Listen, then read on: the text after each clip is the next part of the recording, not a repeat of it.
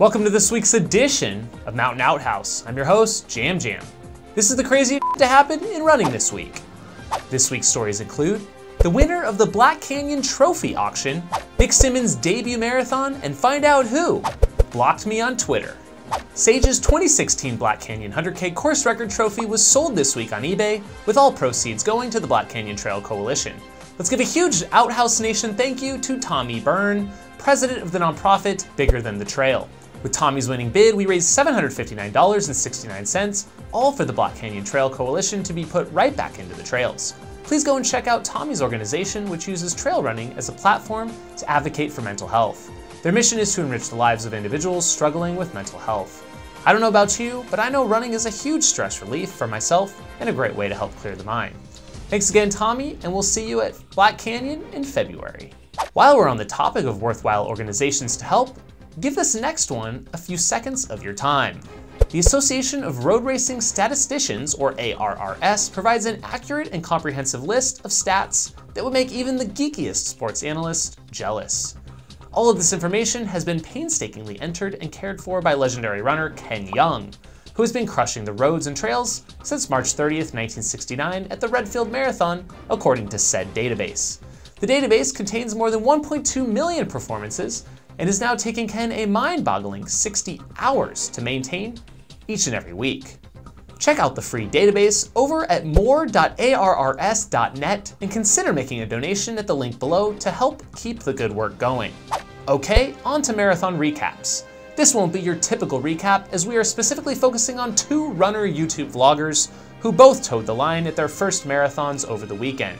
First off, Run Gum founder Nick Symmond smashed his first attempt at the 26 2-mile distance in Honolulu, running a legit 3-hour, 35-second time. Well, I guess you've got to do another one, Nick, and go sub 3. So close, my man. Recent NCAA dropout Ryan Trahan decided just about 10 days prior to the BCS Marathon in Texas to give a shot at his first 26.2. He prevailed with a sub 3-hour 2:59.16 to win the official Vlogger Marathoner Battle of 2017. Now rumors are flying he's gonna do an ultra in 2 weeks. Yo Trahan, any truth to these rumors? Thanks to Cliff Bar, the lone 7-year applicant that was left on the bench after last weekend's Western States 100 lottery was reportedly gifted their sponsor spot into the race. How cool is that? In honor of that, and Outhouse viewer Mitchell McLaughlin also getting into states next summer,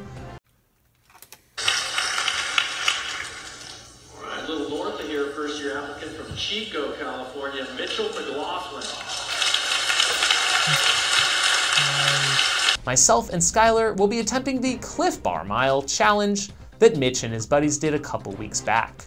See, I got varieties, so we're going 2 white chocolate macadamia nut and 2 coconut chocolate chip. Here comes Mitchell. He must have been doing sub 5 pace.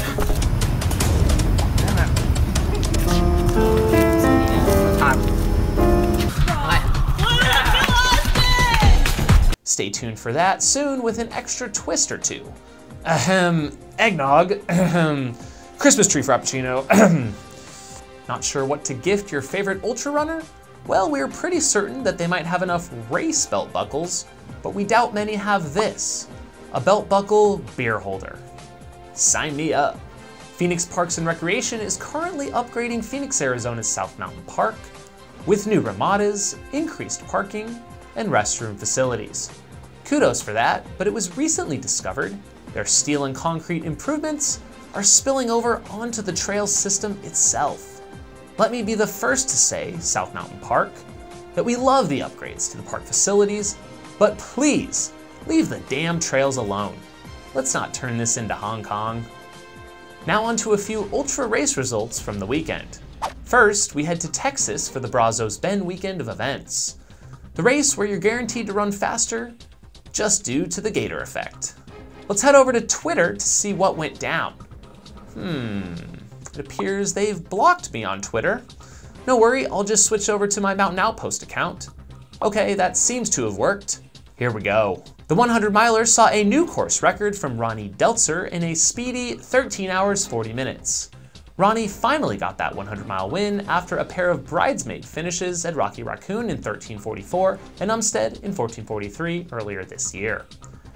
It's Javelina for you next year, Ronnie. Call me.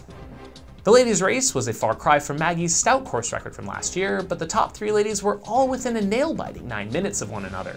Jessica Picari won in 21 hours, 26 minutes, with Christina Pierce and Lisa Hine nipping at her heels. Shannon Davis won the accompanying 50-mile in 7:47, and Jeff Ball took home the men's win in 6:20. The annual Desert Solstice 24-hour and 100-mile track race took place this past weekend on a 400-meter outdoor track. The big goals of the day were stifled by the heat as 100-mile American record holder Zach Bitter crumbled to the track at the 98-kilometer mark, unable to realize his goal of a new world record. Camille Herron was on pace to hit another sub-13-hour 100-miler following last month's Tunnel Hill performance, but instead opted to be satisfied with the new track American records at 50 miles and 100K, along with a new world best at 12 hours with over 92 miles, knocking down another Ann Trayson performance. 100-mile men's winner would go to Teague O'Connor, who won in 14:22 with what we believe is his first 100-mile finish. Michelle Leduc took the ladies' win in 15:19. For the full 24 hours, a lot changed in the final half of the event, with Adrienne Stanchu coming out on top with a bit over 150 miles, and it was Whitney Richmond of Virginia with the ladies' win with just shy of 134 miles. We saw a race within a race as 3 unshod runners took to the Desert Solstice track this weekend.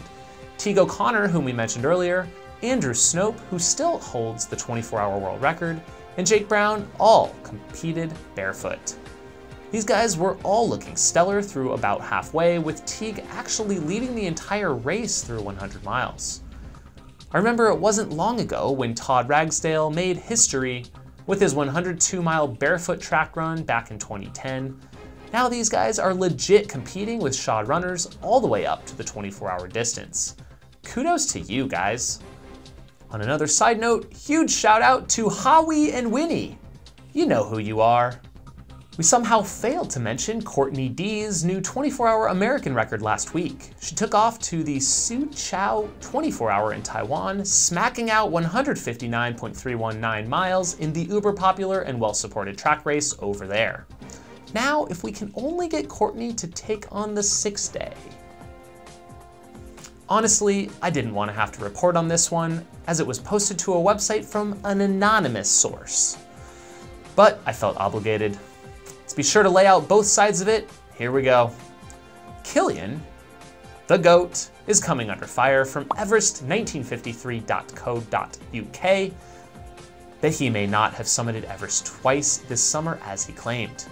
They cite that his Suunto files are messed up, where there was a lack of witnesses, and he has not posted any public summit photos nor satellite phone call records from the top. You can read the full article linked below, but Ian Corliss of Talk Ultra posted a follow-up and confirmed that Kilian will be responding on his podcast about the allegations. Ian did state already that Kilian shows his Suunto files via moves count, although one of them didn't quite show up for me, and there was an issue with one showing only his descent. Apparently, photos and film, according to Kilian, will be released in an upcoming film on the project that have yet to be made public. We'll be sure to keep you updated as this story develops. We were informed that Davy Crockett's Dreadmill 100 last week was in fact part of a larger worldwide event called the Dreadmill 48-Hour Challenge. Thanks to director Bobby Walton for filling in the details of this event that saw 36 people sign up this year, including Davy. Check them out on Facebook or Ultra Sign Up if it gets you going. We're back filming some challenges later this week. What gets you in the holiday spirit, and what dumb shit do you want to see us take on?